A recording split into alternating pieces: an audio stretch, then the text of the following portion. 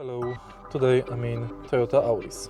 In this video I'll show you how to navigate through instrument cluster display. At the beginning, take a look at the right side of the steering wheel.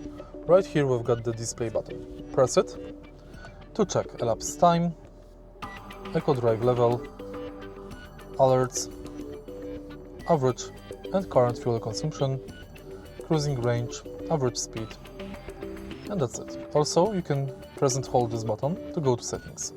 In settings you can change language, units, HV indicator, or you can exit. If you don't have this button on the steering wheel or it's not working, you can always use this button right here.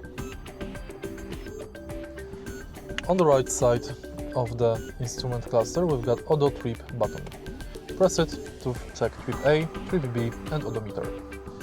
If you find this video helpful, please leave like, comment and subscribe.